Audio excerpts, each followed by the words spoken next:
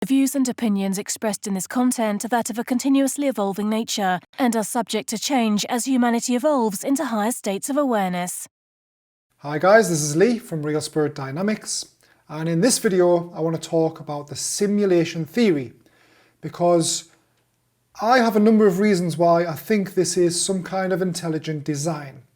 And the first reason is the double-slit experiment. Okay, if anyone's not heard of this, please Google it and YouTube it, because this experiment is amazing. It proves that whatever we're not looking at isn't actually there. And it's just a wave of potential. And as soon as we look at it, then the wave turns to particles. So this kind of works like a computer game, you see. So say you're playing Grand Theft Auto and you turn your control pad and look down the street. The street is then simulated because you've turned to look at it. But when it's not there, it's just within the programming. And that's kind of how this reality works, apparently. This is what science is now proven. And there's actually more evidence now to show that we are in some kind of intelligent design than there is to show that we're not. And when you think about it, everything is particles and atoms. And when you think about atoms in general, all atoms are exactly the same. And we're made of atoms and everything around us is made of atoms. And they're all exactly the same, but it's only a set sequence of atoms that come together that create the molecules. And to me, the molecules are the programming of this physical reality that we see. Because the molecules are what create all the earth elements. So you've got the skin, you've got the water, you've got the fire, you've got the air. These are all the elements that's created within the simulation using just atoms. So you could think of atoms as like pixels, like in a computer game, okay? And I think this simulation itself is designed for creation purposes, okay? It's kind of like a game where we can come into the game and we can create anything we want. And I don't know for sure, I'm not fully sure if we come into the game or we are a byproduct of the game, okay? Because obviously I think the Big Bang was the start of the simulation, and whatever's created this simulation is extremely intelligent, okay? It's way beyond what we can comprehend. And I think the Big Bang was the start. So they've obviously programmed all these kind of laws of the universe and all these programming that's involved in this very clever simulation. And they've pressed play, and that's the Big Bang. And there's been lots of life before us, you see. So I think we're just a byproduct of the simulation. That's why I think that the creator is nothing like us at all. I think the creator is something that we just kind of comprehend. And this simulation is kind of like a self-growing program that just continues to create and create, and it never ends, okay? And as we create and as we experience new things, we can level up. And the leveling up is kind of like the vibrational frequencies of awareness.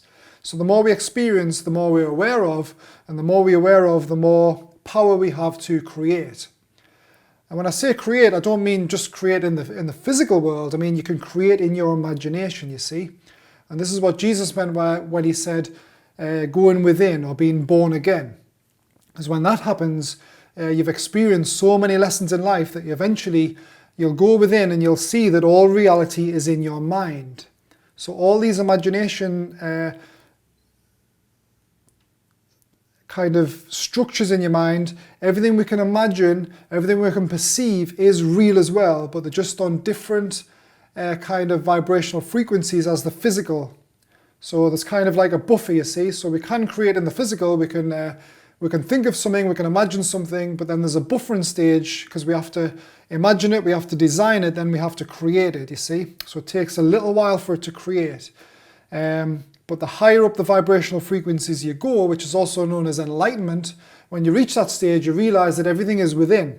So you can create a reality in your mind of your wildest dreams, if you wish. And you don't need to necessarily manifest it in the physical. So this is part of the program as well, you see. There's lots of different realities, all on different kind of vibrational frequencies. And when people take psychedelics, if you've ever done psychedelics, like magic mushrooms, LSD or DMT, you'll see some of the possibilities within these other vibrational frequencies. For example, people who take DMT will see the entities on the higher vibrational frequencies, and these entities will be creating things almost instantly. And this is because the higher vibrational frequency you go, the more power you have. It's like leveling up in the game. And the more power you have, the more you've got the ability to create without the consequences, you see. Because if everybody in our dimensional frequency now had the ability to create anything instantly, then the world would go into chaos, okay? Because people are not ready. They don't have the kind of experience or the authority to do that yet. But these beings in other dimensions possibly have, and that might be what people are seeing on the DMT when they see these entities.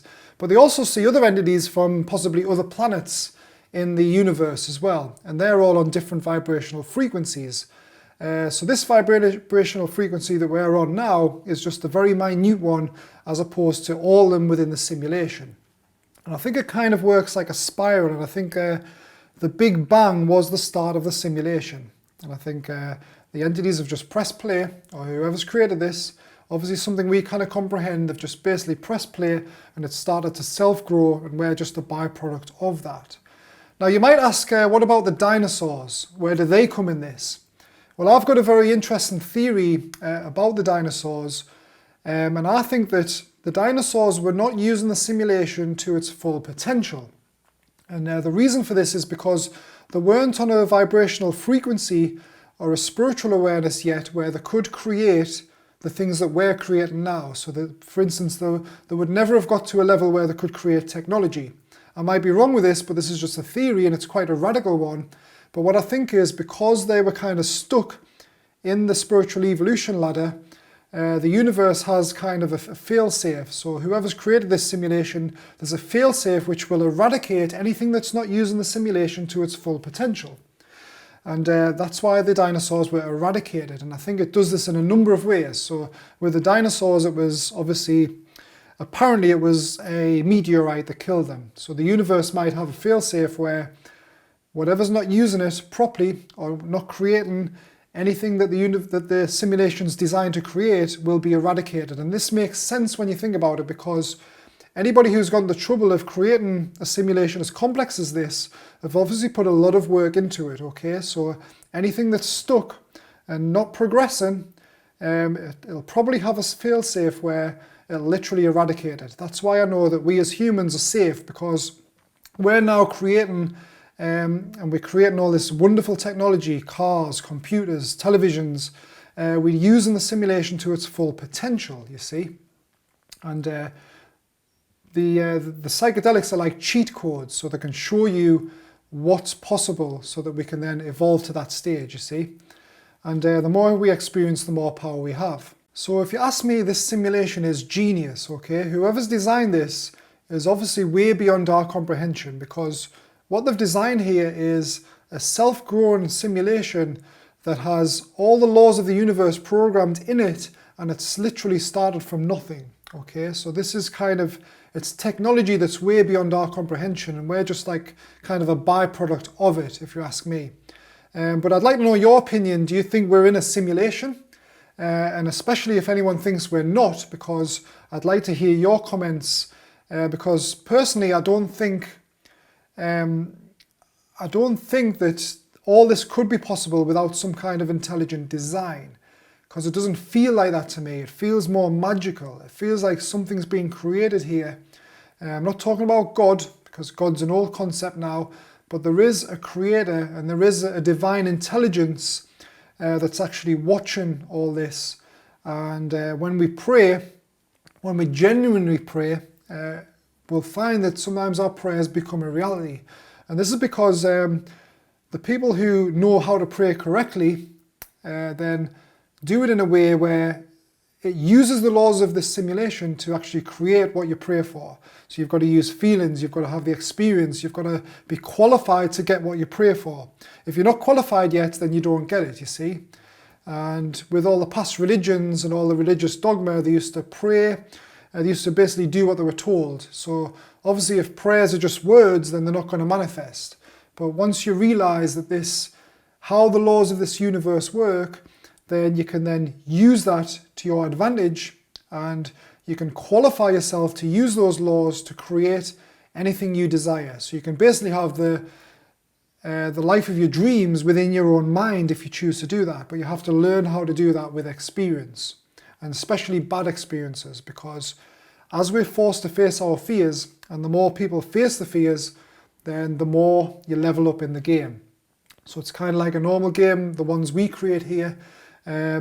The harder the level, the more power you get after that level, the more rewards you get for it. And that's known as enlightenment as well. But I'll make another video about that, and that's coming soon. I'm going to make a video about the 5 stages of enlightenment and how that works. But yeah, leave your comments about the simulation theory, and if you think we're in a simulation, or if you don't, please do. And please subscribe to the channel, Real Spirit Dynamics. Thanks for listening, guys, and I'll see you next time.